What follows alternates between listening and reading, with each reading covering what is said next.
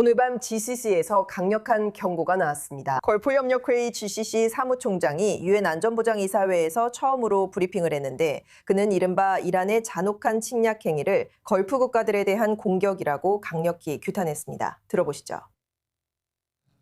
GCC 국가들은 유엔 헌장 제51조에 따른 고유한 자위권을 재확인합니다.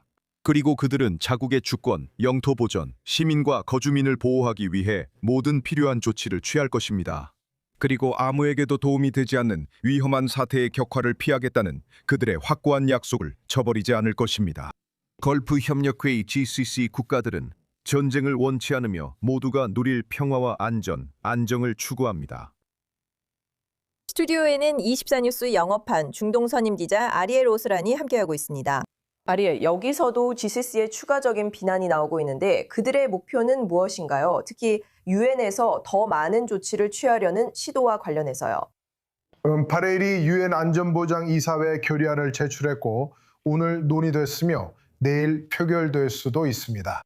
그 결의안은 원래 초안과 달리 반드시 강제하는 것은 아니지만 허용할 수 있도록 한다는 내용입니다. 하지만 바레인이 내용을 완화한 이후에도 이 결의안은 해협을 개방 상태로 유지하기 위해 취해지는 모든 조치를 허용하며 여기에는 군사 행동도 포함됩니다. 그리고 우리는 걸프 국가들이 이란의 공격과 호르무즈 해협 봉쇄로 인해 심각한 영향을 받았다는 것을 보고 있습니다. 만약 우리가 6개 GCC 국가들과 요르단에 대한 총 공격 횟수를 본다면 6,246건이 넘는 공격에 대해 이야기하고 있는 것입니다. 이 중 1,500건은 미사일 공격이고 4,700건은 드론 공격입니다. 그중 40%는 아랍에미리트만을 겨냥한 것이었습니다. 사우디아라비아에는 1,000대가 넘는 이란 드론이 그 영토를 향해 발사되었습니다. 그래서 이것이 걸프 국가들에 상당한 영향을 미치고 있음을 알 수 있습니다. 하지만 그들은 또한 이번 기회를 이용해 앞으로 추가적인 이란의 횡포를 막기 위한 조치를 취하고자 합니다. 그들이 말하듯이 이란이 앞으로는 봉쇄를 가하거나 호르무즈 해협을 장악하지 못하게 하고 지금 우리가 보고 있는 것처럼 드론과 미사일 공격도 앞으로는 제가 방금 언급한 범위 내에서 할 수 없도록 하려는 것입니다. 그래서 그들은 현재 논의되고 있는 어떤 휴전도 이란에서 나오는 장기적인 위협을 해결하지 못할 것이라고 우려하고 있습니다. 그리고 우리가 또 본 것은 이란이 걸프 협력회의 GCC의 단합을 약화시키려는 시도입니다. 이란과 오만이 호르무즈 해협의 미래에 대해 논의할 것이라고 말하고 있습니다. GCC에서 가장 약한 고리를 골라내려는 시도입니다.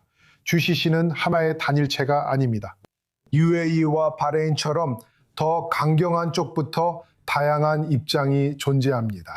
그리고 분명히 오만, 카타르와 같은 좀 더 온건한 쪽도 있습니다. 사우디아라비아는 공식 성명에서 다소 일관성이 없는 모습을 보이고 있습니다. 그리고 GCC 6개국 모두가 만장일치하지 않는 한 그들은 행동하지 않을 것입니다. 그래서 이란도 이 점을 잘 알고 있습니다. 이란은 이 점을 이용하려고 하고 있습니다. 하지만 그들 역시 마찬가지입니다. 그럼에도 불구하고 이들 걸프 아랍 국가들은 공동 행동뿐만 아니라 앞으로 자신들의 이익을 보호하기 위해 국제적인 지지도 얻으려고 노력하고 있습니다.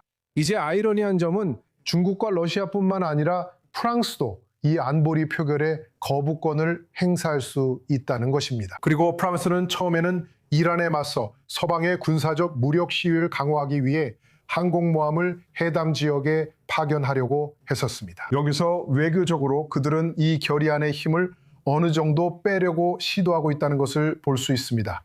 그 결과 걸프 국가들은 사실상 외교를 사용할 수 없게 되었습니다. 이 규칙 기반의 세계 질서와 국제 기구들을 이용해서 자신들의 주권을 방어하려고 하지만 이란의 지속적인 공격으로 인해 그 주권이 계속해서 약화되고 있습니다. 바레인이 이 결의안을 제출함으로써 실제로 어떤 일이 일어날지 혹은 아무 일도 일어나지 않을지 지켜보는 것이 매우 흥미로운 것입니다.